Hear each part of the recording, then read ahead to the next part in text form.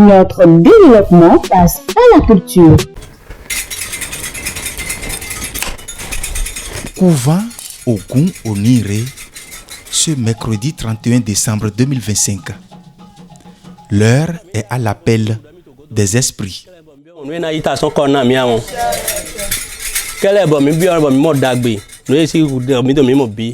La traditionnelle prière de fin d'année qu'organise la présidente de l'association Icheche Lagba chaque 31 décembre à Ayonutame dans la commune d'Adjara a ainsi démarré.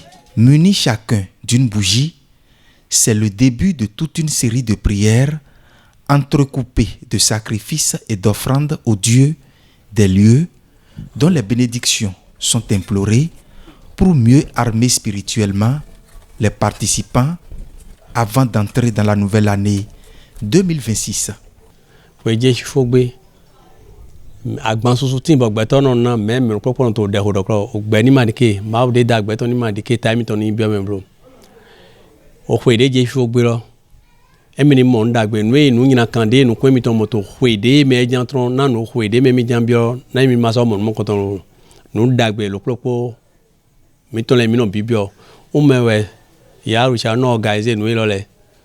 Tous les 31, non yo me la kwata ni a ou de tien do yan le ni ta de tien do yan klo na lo propos mi ton im sigamo afani fu yo de me mi jan bioton.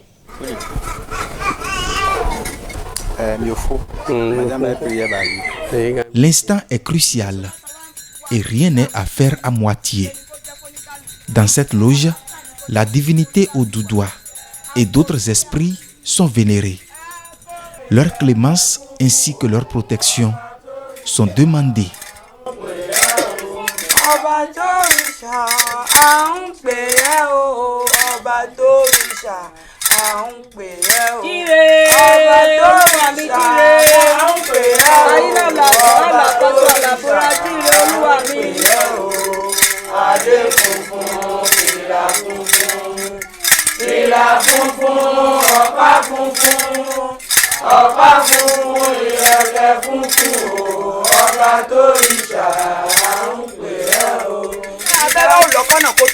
ọ̀nà kan ò gbọdọ̀ dín sí wa báyìí o.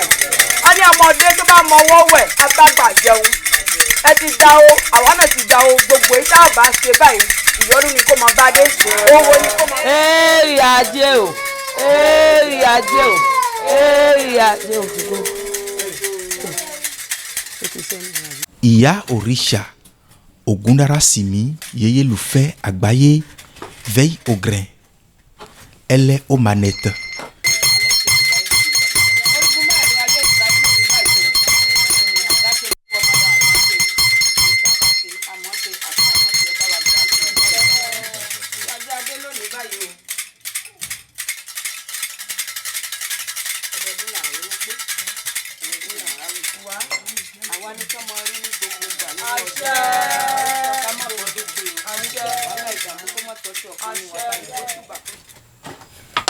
Bàbá fi oyin kan ọmọdé lẹ́nu kò fi ọlá ò ní tú wá dànù ìgbóore ò ní tú wá dànù àlàáfíà ò ní tú wá dànù òṣì làwọn ọmọ ti dànù wàhálà ìdààmú wá ti dànù nínú ayé wa.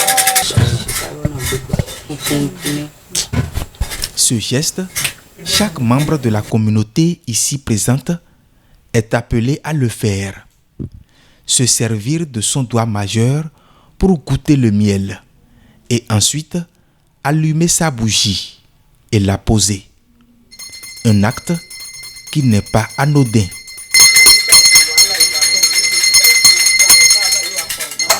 Ozo enonti, qui sait zo monti. Oui ouais ne no zero te. Na ozo. Mi o gbeto le ton. Ni gba lo ti we zo mi no ta bougie ro. Ohun de mi no di do eni ro. Mi no di do ohun ro mi amo edo ami no kro ni mi di do ohun ro mi to nu dagbe bi o. Lo ohun mi mo je na yo po gbo gonu ma di do. Fi enu vite. E no ha do jan we. Wo zo mi no di do ohun ro blon bi o nu dagbe. Lo gbezam mi to me na hwe lo hwe de me mi jan bi o na dagbe mo to lo kan mi.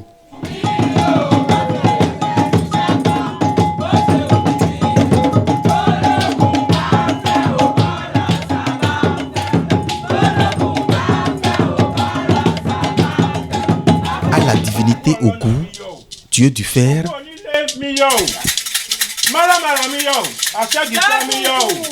ils l'ont appelée à veiller sur eux afin qu'elle les éloigne de tout traquenard de l'ennemi et les assiste tout le long de la nouvelle année qu'ils s'apprêtent à bientôt amorcer.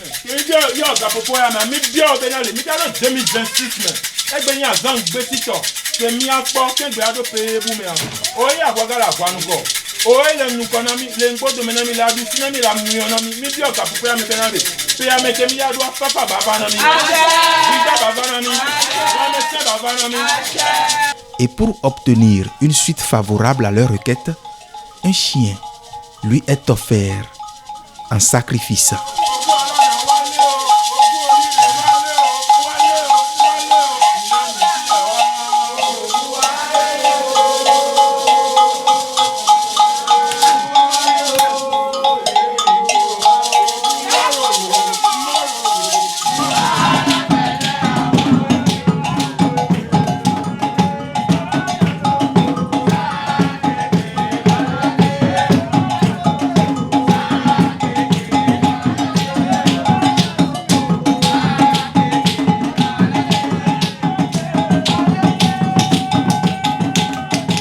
Cette communion au couvent de la prêtresse est aussi pour ses fidèles un canal idéal pour s'attirer les ondes positives et témoigner leur sentiment de gratitude aux différentes divinités.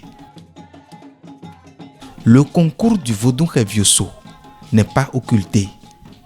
Leurs requêtes sont aussi allées à son endroit.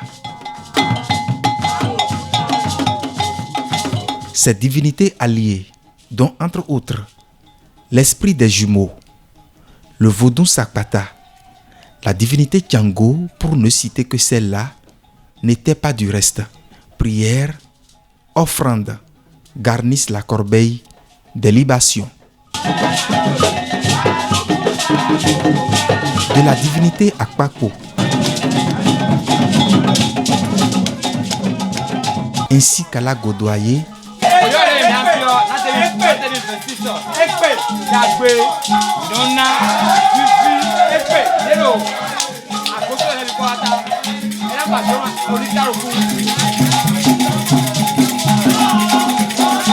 le couvent des revenants, communément appelé Egungun,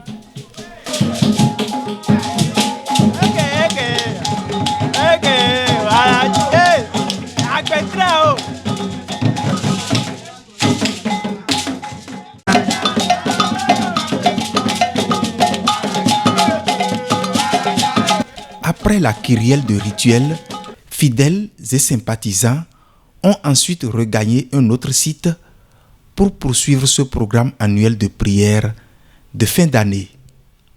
Ici, ils observent le rite du lavage de tête pour se purifier et se mettre à l'abri de toute vibration négative.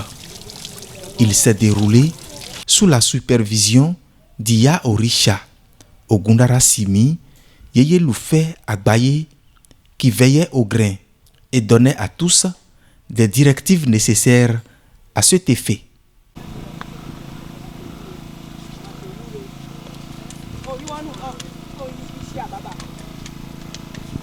Le top et le ton de la cérémonie Sochedote est ensuite donné par la prêtresse.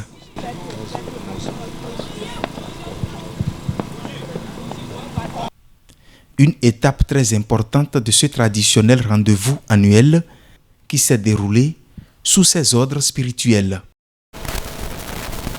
Elle a duré jusqu'au passage dans la nouvelle année et est nantie de bienfaits.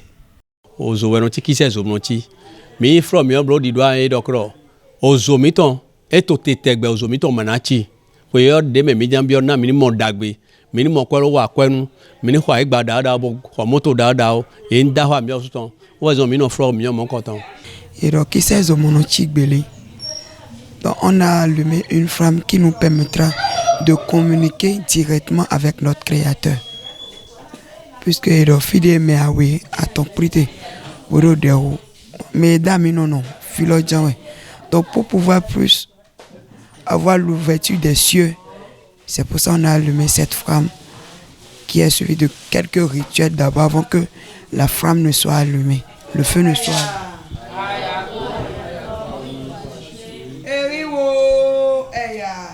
Dès les premiers instants de l'an 2026, le clou de cette rencontre spirituelle de cette année n'a pas tardé à venir. La sortie du couvent de Omitade, fille de la prêtresse Iya Orisha, Ogundara Simi, Yeye Lufe, Agbaye.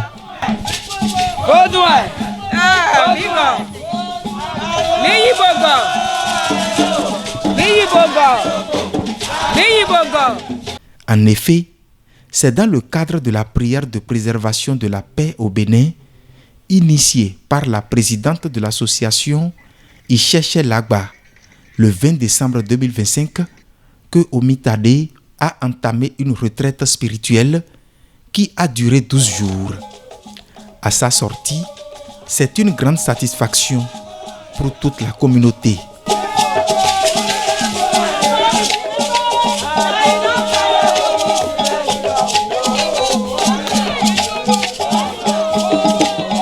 On était content de l'avoir libérée de cette charge-là, puisque ce n'est pas vraiment facile d'être interné pendant tous ces jours-là. Donc c'était vraiment une immense joie pour nous.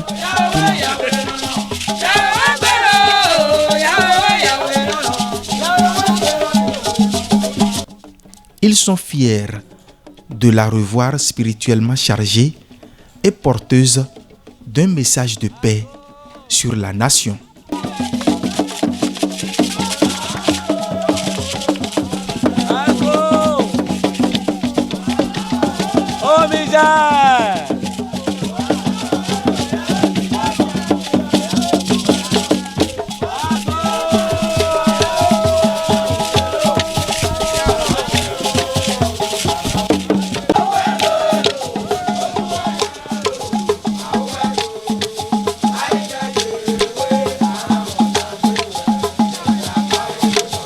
Le déroulé de la cérémonie s'est poursuivi, mais cette fois-ci autour d'Assédié, un instant qui a suscité un regain d'intérêt au sein des participants.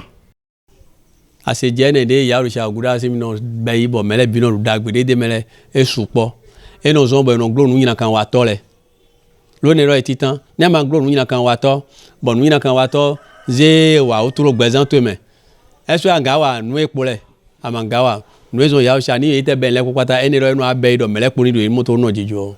S'en est suivi la distribution à chacun des cadeaux du nouvel an.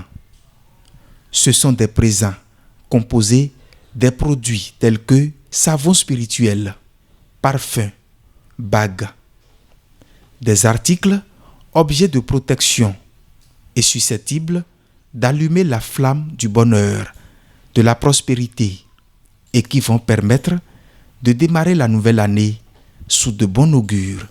Odede mina hona yarusha guda asimi wa edo ete jayo ni ne azanga gbega bone jidido na ni sigona formula kweji na no ben lo na mele popata lo emi no ben lo mo iko emi kwesi eno yo mele bi popata do eni wa emi ni wa dagbe aye ton de mi anu bi onero fide no he kweso no be no formula to kwaro mo tegbe.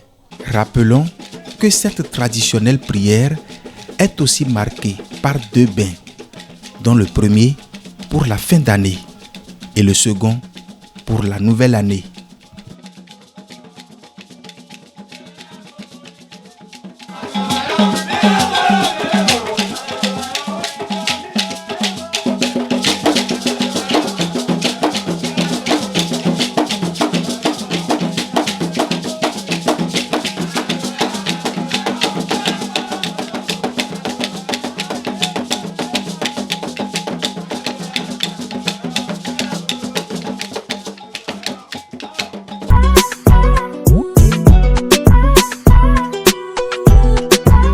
Notre développement passe à la culture.